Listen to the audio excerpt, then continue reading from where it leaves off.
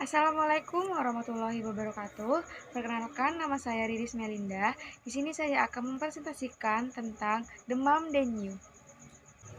Definisi: demam dengue atau dengue fever atau DF adalah demam akut sebagai respon tubuh terhadap salah satu serotipe virus dengue yang masuk ke dalam aliran darah bersama air liur nyamuk.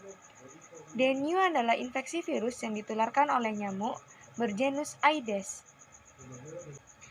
Respon tubuh terhadap virus dengue bermacam ragam, mulai dari asimptomatik, demam yang sembuh dengan sendirinya, infeksi dengue yang parah seperti pada demam berdarah dengue atau dengue hemorrhagic fever atau DHF, ataupun berlanjut sebagai dengue shock syndrome atau DSS. Etiologi demam dengue. Etiologi demam dengue atau dengue fever DF adalah virus dengue dengan nyamuk Aedes aegypti sebagai vektor penularannya. Agen: DF disebabkan oleh virus dengue atau DNV. DENV merupakan single-stranded RNA virus dengan panjang sekitar 11 kilobases, golongan famili Flaviviridae, genus Flavivirus. DENV memiliki 4 serotipe yang berhubungan satu sama lainnya tapi secara antigen berbeda. Contohnya DENV1, DENV2, DNEV3, dan DNEV4. Tiap serotipe ini mempunyai beberapa genotipe tersendiri. Jadi, infeksi virus dengan genotipe dan serotipe tertentu dan rentetan infeksi dengan serotipe yang berbeda akan mempengaruhi tingkat keparahan penyakit ini. Vektor: nyamuk Aedes aegypti adalah spesies yang paling utama sebagai vektor penularan dengue.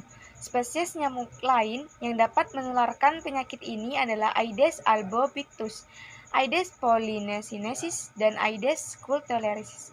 Serangga penyebar penyakit ini masuk ke dalam klasifikasi ilmiah dalam filum Arthropoda, sehingga virus dengue ini juga dinamakan sebagai albovirus. Klinis: gejala klinis berikut harus ada, yaitu yang pertama, demam tinggi mendadak tanpa sebab yang jelas, berlangsung terus-menerus selama 2-7 hari. Yang kedua, terdapat manifestasi perdarahan ditandai dengan uji Bandung positif, peteki, ekmosis, dan purpura, kemudian perdarahan mukosa, epistaksis, perdarahan gusi, kemudian hematemesis, dan melena. Yang ketiga, pembesaran hati.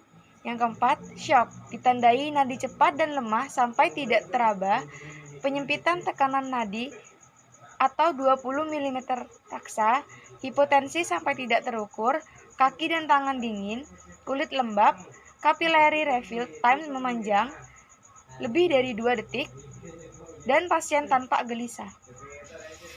Derajat penyakit DBD diklasifikasikan dalam 3 derajat. Pada setiap derajat sudah ditemukan trombositopenia dan hemokonsentrasi.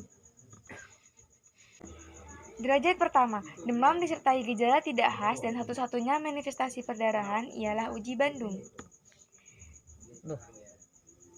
Derajat 2, cepat dan lambat tekanan nadi menurun, 20 mm raksa atau kurang, atau hipotensi, sianosis di sekitar mulut, kulit dingin dan lembab, dan anak tampak gelisah.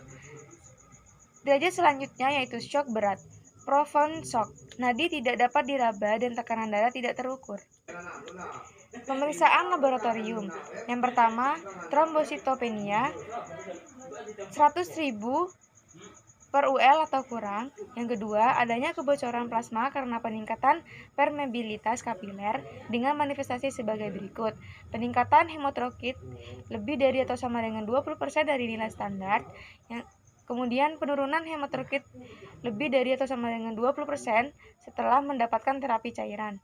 Kemudian efusi pleura atau perikardiasi, asites hipotonia.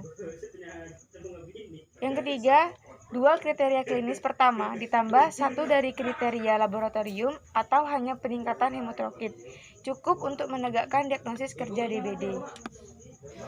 Tata laksana demam berdarah dengue tanpa syok. Yang pertama, berikan anak banyak minum, larutan oralit atau jus buah, air tajin, air sirup, susu untuk mengganti cairan yang hilang akibat kebocoran plasma, demam, muntah, dan diare.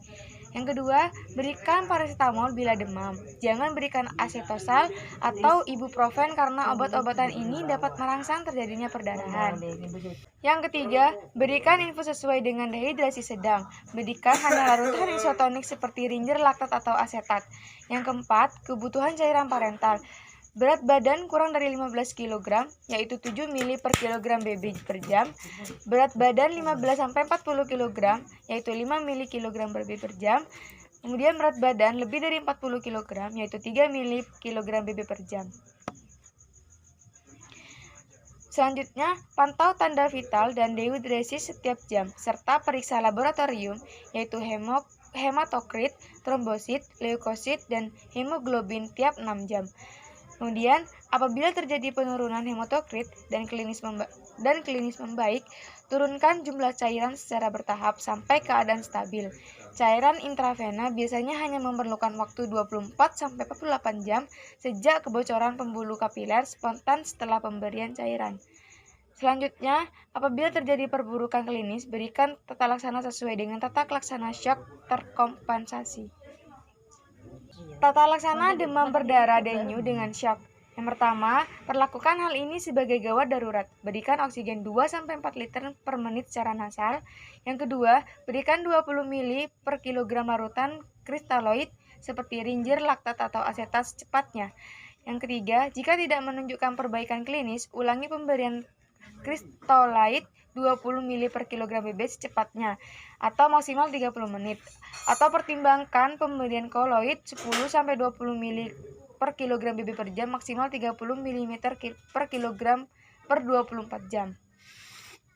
Selanjutnya, pencegahan DBD. Yang pertama, bak sampah harus ditutup rapat. Yang kedua, tutup tempayan yang berisi air. Yang ketiga, mengubur barang-barang bekas. Yang keempat, menguras bak mandi. Satu kalimat motivasi dari saya yaitu, masa depan adalah milik mereka yang menyiapkan hari ini. Stay safe, stay healthy. Sekian presentasi dari saya, kurang lebihnya mohon maaf. Wassalamualaikum warahmatullahi wabarakatuh.